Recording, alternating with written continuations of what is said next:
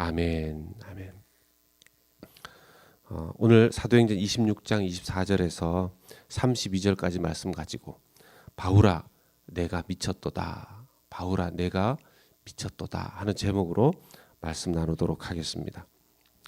요즘 세상을 보면 참 혼란스럽고 정상이 아닌 것 같습니다. 특히 이 코비드 19과 관련해서 온 세계가 다른 어떤 때보다도 큰 혼란에 빠져 있죠.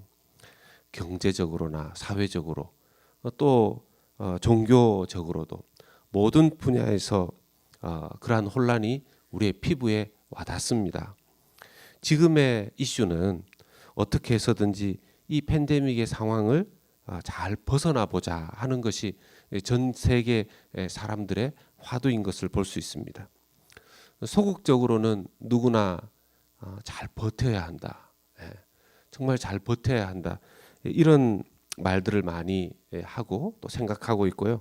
적극적으로는 빨리 어떤 나라이든지 개인이든지 백신을 맞거나 또 사회의 여러 가지 부분들이 정상적으로 작동될 수 있도록 적극적으로 어떤 정책을 펼쳐야 한다라고 개인적으로나 또 정부로도 많이 애를 쓰는 것 같습니다.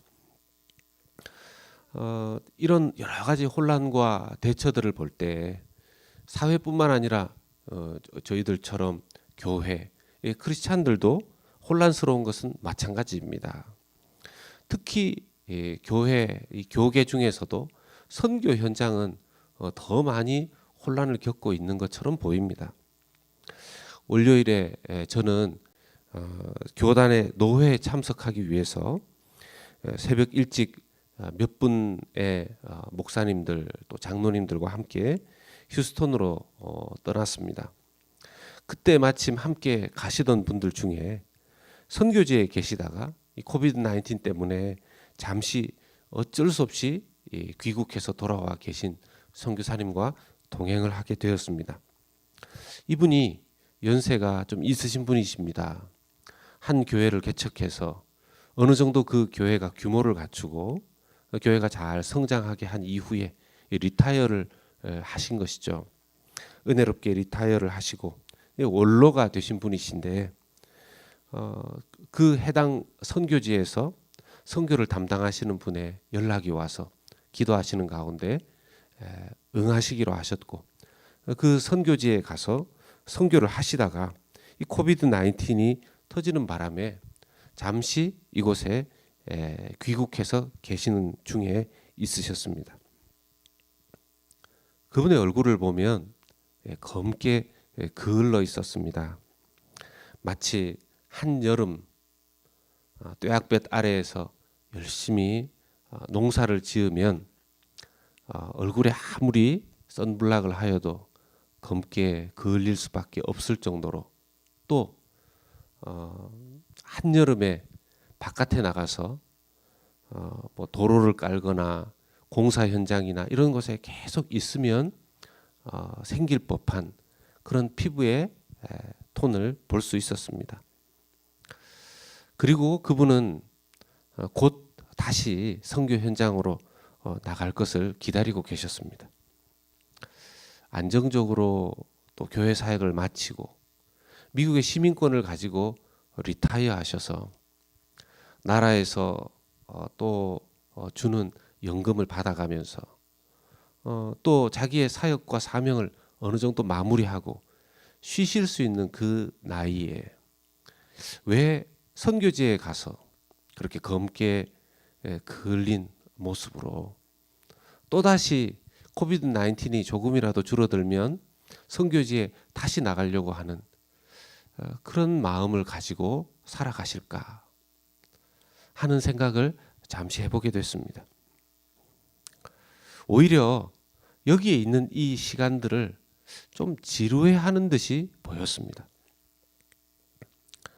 오늘 본문을 통해서 사도 바울을 보면 사도 바울이 자기의 믿음과 예수님의 부활을 증언하는 마르투스, 증인의 삶을 살아가는 그 이유 때문에 지금 그는 구금되어져 있고 헤롯 궁에서 2년 동안이나 지금 그 몸이 묶여 있는 상태입니다. 그 가운데 총독 앞에서 또 헤롯의 손자인 아그리빠 왕 앞에서 왕비인 버니게 앞에서 자기의 믿음이 왜 이곳에 서 있게 되었는지를 설명했습니다.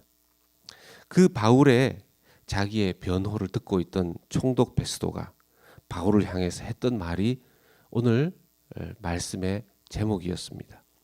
24절에 바울이 이같이 변명하매 베스도가 크게 소리내어 이르되 바울아 내가 미쳤도다.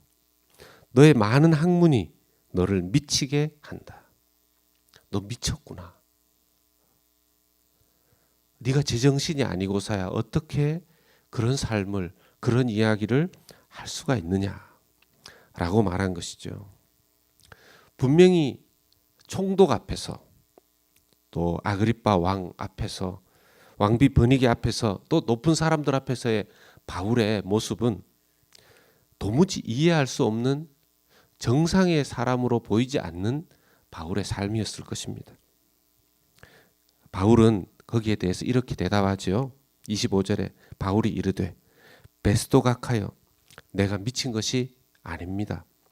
참되고 온전한 말을 하나이다. 바울의 입장은 완전히 다른 것입니다. 자기는 미친 게 아니라는 거예요. 자기는 정신이 온전하고 참된 말을 하고 있는 중이라는 겁니다. 자, 여기서 우리는 이미 알고 있는 바 사도 바울의 결말도 알고 있고 또 총독과 또 이 아그리빠 왕과 버니게 왕비의 결말도 알고 있습니다.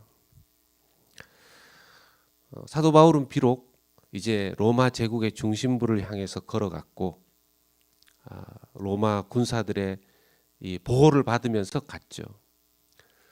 로마 군사들의 보호를 받지 않고 로마의 그 중심지까지 가기는 불가능했을 것입니다. 사도 바울을 풀어주면 곳곳에 사도 바울을 죽이려고 하는 암살자들이 대기하고 있었기 때문에 언제 사도 바울의 목숨이 위협을 받을지 알 수 없는 상황이었습니다. 하나님께서 사도 바울에게 예정하신 바, 섭리하신 바, 사도 바울의 마지막 사명은 로마 제국의 그 중심부에서 복음을 외치고 그곳에서 하나님의 영광을 드러내고 그의 인생 마지막을 거기에서 종결하는 것이었습니다. 그 사명을 이루기까지 하나님의 섭리하신 방법이 뭐냐 하면 가장 안전하게 사도 바울을 호송하는 방법이 로마 군인들의 군사들의 호송을 받으며 그곳까지 가는 것이었던 것이죠. 아무도 이 섭리를 이해할 수 없었을 것입니다. 그리고 바울은 그곳에서 순교하였습니다. 예수님이 부활하신 지 약 30년 정도가 지난 때쯤으로 봅니다. 60년경의 가을쯤으로 신학자들이 추정하고 있습니다. 사도 바울이 그렇게 해서 순교를 당한 이후에 사도 바울의 삶은 이 땅에서 없어졌습니까? 그렇지 않습니다. 하나님이 사도 바울의 삶을 다 받으셨고 오늘날도 사도 바울이 전했던 그 메시지는 사도 바울이 본받았던 예수 그리스도의 그 삶은 또 예수 그리스도께서 늘 향하셨던 하나님을 향한 그 삶은 사도 바울을 통해서 지금도 이어지고 있지 않습니까? 반면에 총독 베스도와 아그리빠 왕과 왕비 버니게 같은 사람들은 분명 그때 사도 바울의 복음을 들었고 외면하였고 그리고 다시 사도 바울을 만나지는 거의 못했을 것입니다. 왜냐하면 사도 바울이 이 증언을 한 바로 직후에 로마로 호송되어졌기 때문입니다. 평생 사도 바울이 전했던 메시지를 이 총독과 이 버니게 왕비와 아그리빠 왕은 계속 귓가에 맴돌았을 것입니다. 그들이 복음을 받아들였는지 받아들이지 않았는지는 모르지만 그들이 만약 복음을 받아들이지 않고 그들이 그 높은 자리에 있는 그 땅에서의 그 시대에서의 삶에 만족하면서 인생을 살다가 그들의 인생을 마무리하였다면 그들의 인생은 그때 이후로 또다시 그냥 끝나버린 것이 아니라 그렇게 살면 안 된다라는 교훈으로 오늘 우리에게 다가오고 있는 것이 아니겠습니까? 성경은 분명히 말합니다. 죽은 자는 믿지 않고 죽은 자는 심판의 부활로, 믿고 죽은 자는 의의 구원의 부활로. 그러니 우리의 삶은 이 땅에서 무엇인가를 누리다가 이 땅에서 무엇인가를 누리지 못하다가 종결되는 것이 아니고요. 영으로도 그 인생으로도 분명히 그 흔적을 남기고 그 결과를 다시 추수하게 되어 있다라는 것입니다. 만약 이것이 정말 우리가 깨달아야 되는 진리이고 이것이 우리가 깨달은 역사적인 사실이라면 어떤 삶을 살아가는 것이 정상이고 어떤 삶을 살아가는 것이 미친 것이 되겠습니까?